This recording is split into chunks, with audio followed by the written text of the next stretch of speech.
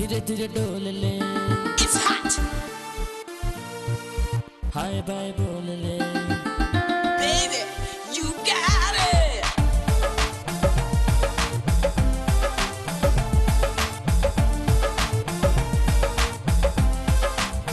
Let's rock it. धीरे धीरे डोल ले हाय बाय बोल ले, धीरे धीरे डोल ले हाय बाय बोले, तने छुआ पे डोंट टच कर दिया। ससुर जी के ही अधिया, ससुर जी के ही अधिया, मिश्री मलाई लागतिया। ससुर जी के ही अधिया, ससुर जी के ही अधिया, मिश्री मलाई लागतिया। धीरे धीरे डोल ले हाय बाय बोल ले, धीरे धीरे डोल ले हाय बाय बोले, तने छुआ पे डोंट टच कर दिया। ससुर जी के ही अधिया, ससुर जी के ही अधिया, मिश्री मलाई लागतिया। ससुर जी के ही अधिया, ससुर जी के ही अधिया, मिश्री मलाई लागतिया।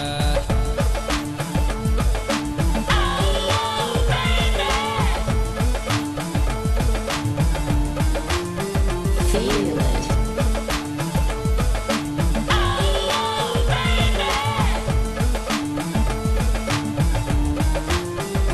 Move your body.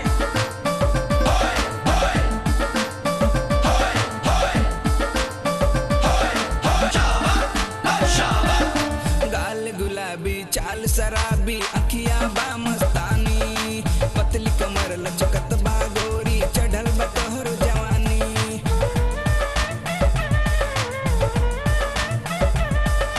गाल गुलाबी चाल शराबी अखिया बा मस्तानी, पतली कमर लचकत बा गोरी, चढ़ल बा तोहरो जवानी।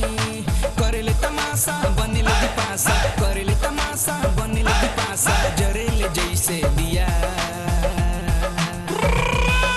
ससुर जी के ही अधिया, ससुर जी के ही अधिया, मिश्री मलाई लागतिया। ससुर जी के ही अधिया, ससुर जी के ही अधिया, मिश्री मलाई लागतिया। धीरे धीरे डोल ले, It's hot, हाय बाय बोल ले, baby. You got it.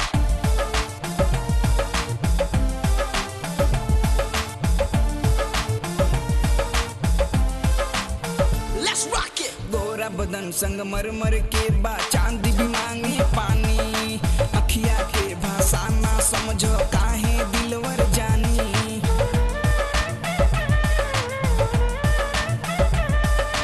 गोरा बदन संग मर मर के बा, चांदी भी मांगे पानी।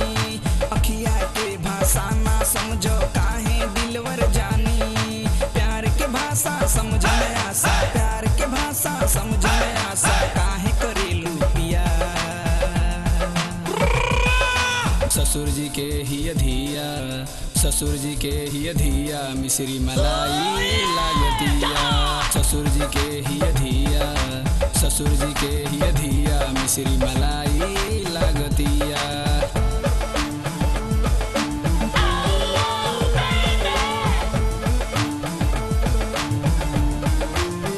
Feel it.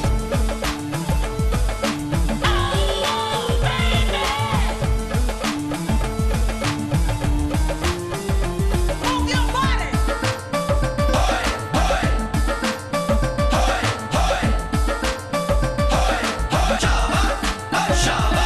ई साल ट्रेनिंग दे दो गोरी, करे बना मन मानी।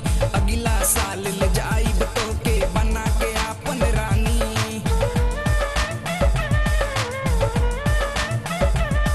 ई साल ट्रेनिंग दे दो गोरी, करे बना मन मानी। अगला साल ले जाइब तो के बना के आपन रानी। आँख में कजरा बाल में गजरा, आँख में कजरा बाल में गजरा, लागे लुतुरिया। ससुर जी के ही अधिया, ससुर जी के ही अधिया, मिश्री मलाई लागतिया। ससुर जी के ही अधिया, ससुर जी के ही अधिया, मिश्री मलाई लागतिया।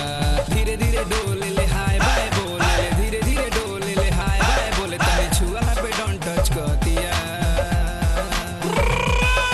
ससुर जी के ही ही धिया ससुर जी के ही धिया मिश्री मलाई लागतिया ससुर जी के ही धिया ससुर जी के ही धिया मिश्री मलाई लागतिया ससुर जी के ही धिया ससुर जी के ही धिया मिश्री मलाई लागतिया ससुर जी के ही धिया ससुर जी के ही धिया मिश्री मलाई